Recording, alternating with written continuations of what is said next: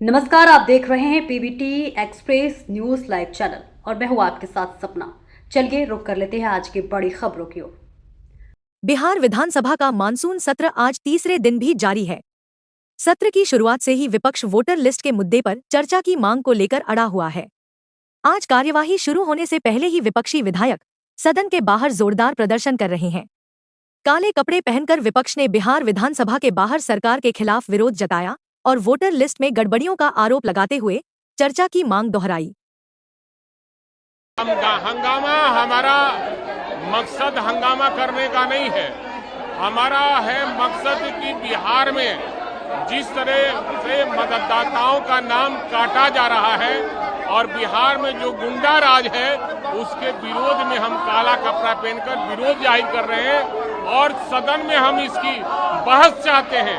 सरकार बहस कराना नहीं चाहती है, जवाब देना नहीं चाहती है, इसलिए हम लोग विरोध प्रदर्शन कर रहे हैं। आपके नेता तो कह रहे हैं मैं सुरक्षित नहीं हूं, सरकार मुझे सुरक्षा प्रदान नहीं कर पा रही है। ये बात सही है कि हर व्यक्ति अपने आप को असुरक्षित महसूस कर रहा है और गुंडा राज है और गुंडा राज में हर आदमी अपने आप को असुरक्षित महसूस कर रहा है। तो ये भी कह रहे हैं कि जो हाल धनखड़ साहब का हुआ वही बिहार के मुख्यमंत्री निश्चित रूप से धनखड़ साहब को मैंने कल ही कहा था कि उनसे एकदम जबरदस्ती लिया गया है, दबाव देकर लिया गया है उनका इस्तीफा और बिहार में भी नीतीश कुमार का वही हाल होने वाला है जो धनखड़ का हुआ है। वहीं बिहार में वोटर लिस्ट को लेकर सियासत लगातार गर्माती जा रही है। चुनाव आयोग के स्पेशल इंटेंसिव रिवीजन को लेकर विपक्ष सरकार पर हमलावर है।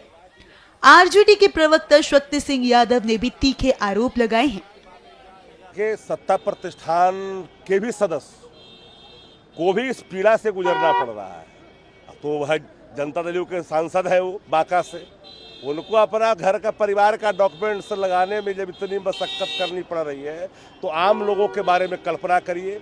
SIR के नाम पर बिहार के मतदाताओं के अधिकार को लूटने की जो तैयारी है भारतीय जनता पार्टी की, वो सब समझ रहे हैं धीरे धीरे।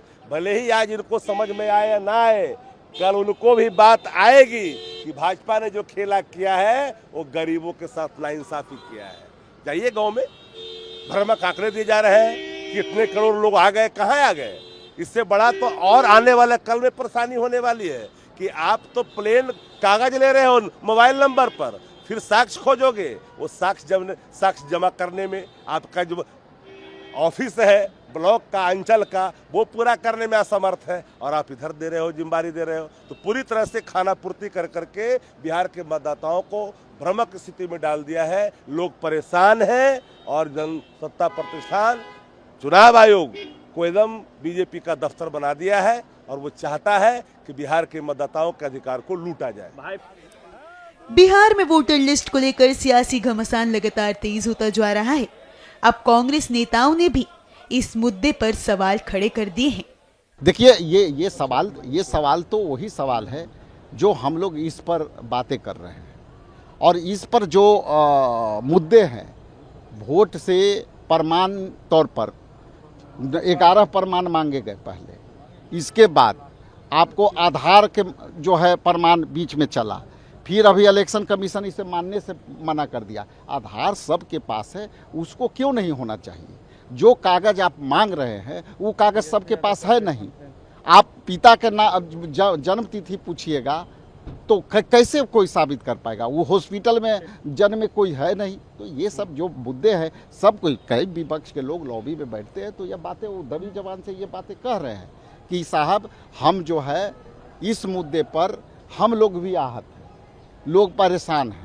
तो इसलिए ये विपक्ष का पक्ष का मामला नहीं है, मामला है लोकतंत्र में दिए गए मौलिक अधिकारों का मामला है। जब नेता प्रतिपक्ष को अलाउ किया गया बोलने के लिए, वो अपनी बात रख रहे हैं, उसके बाद बीच में उप मुख्यमंत्री जो कि ऑलरेडी यहाँ स्पीकर रह चुके हैं, ज़रा सा भी गरिमा नहीं है, बिना इजाज़त के बोल करके खड़े हो रहे हैं क्योंकि सच का मिर्ची लग रहा था। जब सच का मिर्ची लग रहा था तो तकलीफ होने लगी।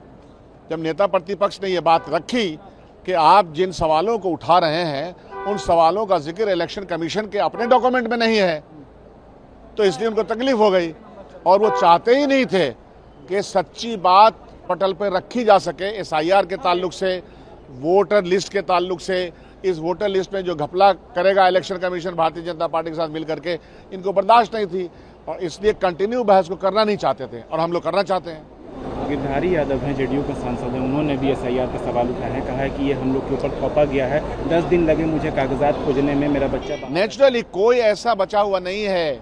मैं आपको कह रहा हूं ना कि ये दोधारी तलवार है इलेक्शन कमीशन को और भारतीय जनता पार्टी तो चाहती है इन के इन प्रकार यहाँ सरकार बना लें और तमाम पार्टियों को जाहिर सी बात है कि जो समर्थक समूह है, गरीब तरीन लोगों का